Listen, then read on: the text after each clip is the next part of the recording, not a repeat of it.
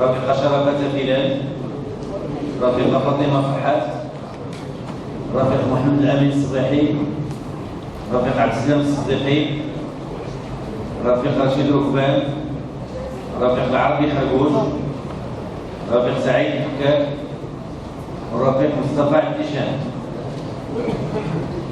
تحقوا الله يخليكم.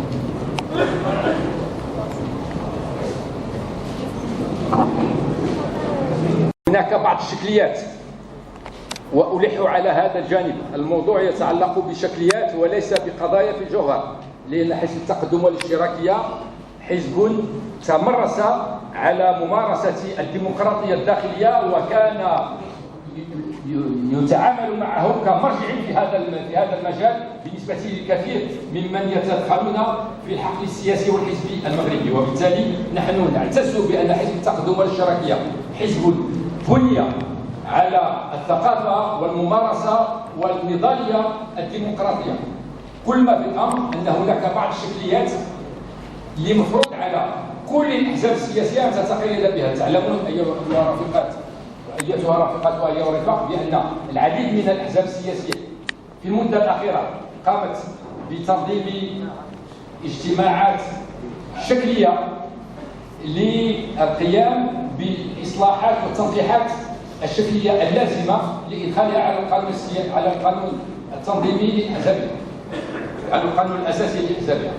لهذا وفقا لما ينص عليه القانون الأساسي نحن نتقيد تقيدا تاما بمحتوى القانون الأساسي، لأن قوة الحزب تكمن في أنه يطلع بمهامه في تطابق تام ومطلق مع ما ينص عليه القانون الأساسي الذي ينظم أشغاله وحياته الديمقراطية الداخلية. نقطة وحيدة لا شك مطروحة أمامنا هي موضوع المصادقة على مقرر تنظيمي يحال على المؤتمر الاستثنائي الذي سينعقد مباشرة بعد هذه الدورة العادية للجنة المركزية. بالتالي هناك تمييز. الدورة ديال اللجنة المركزية دورة عادية، المؤتمر هو مؤتمر استثنائي، لأن المؤتمر الاستثنائي هو الذي يطلع بمهمة تعديل القانون الأساسي. طيب، لا شك أن هناك مجموعة من القضايا حملت بها الساحة الوطنية والحزبية، ولكل رفيق ورفيقة بكل مشروعية رأيه في الموضوع.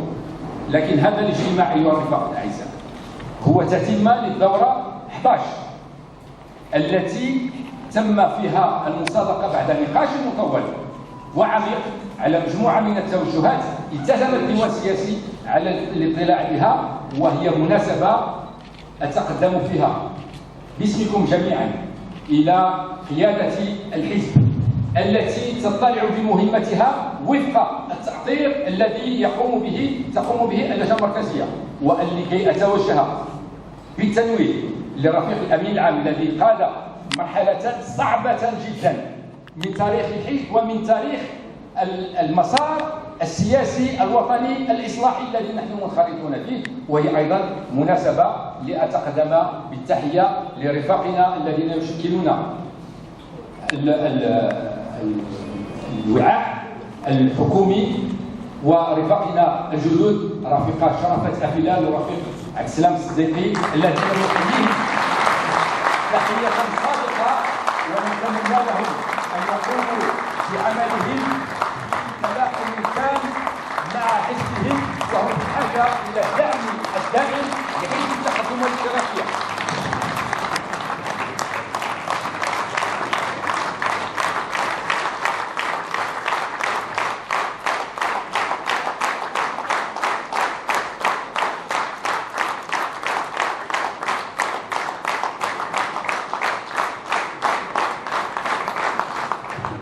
حزب التقدم والاشتراكية أيها الرفاق وأيتها الرفيقات غني بكم جماعة وفرادى، ولا يمكن أن نتصور المغرب دون حزب التقدم والاشتراكية قوي منسجم متكامل ديمقراطي يقوم بعمله خدمة لمسار الإصلاحات التي تمر منها بلادنا في مرحلة صعبة وصعبة جدا.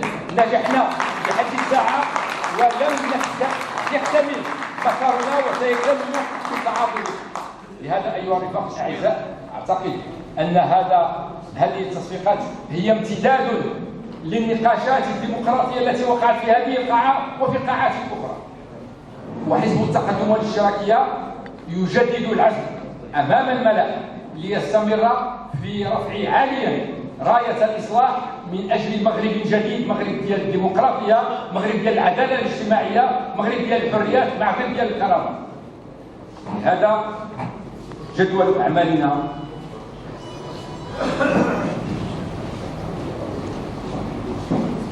لهذا أيها الرفاق الأعزاء، وفقا لما ينص عليه القانون الأساسي، وأذكركم حتى نربح الوقت.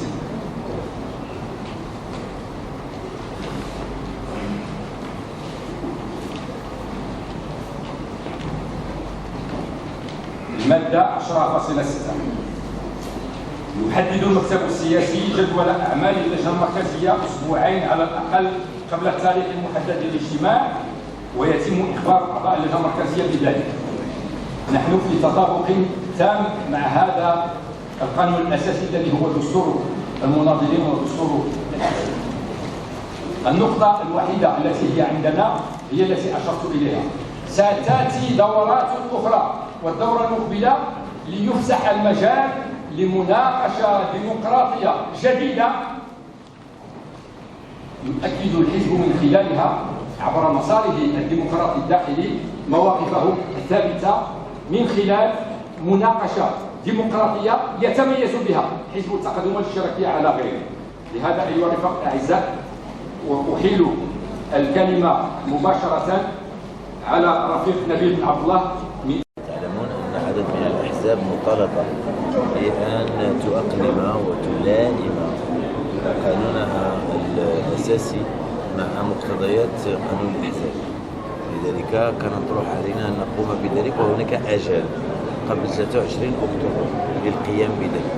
لذلك في الواقع هذا اللقاء للجنة المركزية سيكون سريع، وسندخل مباشرة في اجتماع مؤتمر استثنائي، لكن بالطبع الظرفية السياسية تقتضي أن نقارب ولو بسرعة أهم التطورات التي عرفناها في البلاد، وهي تطورات مرتبطة بتشكيل الحكومة في صيغتها الثانية، والتمكن من الخروج من الوضعية الانتظارية التي كنا فيها.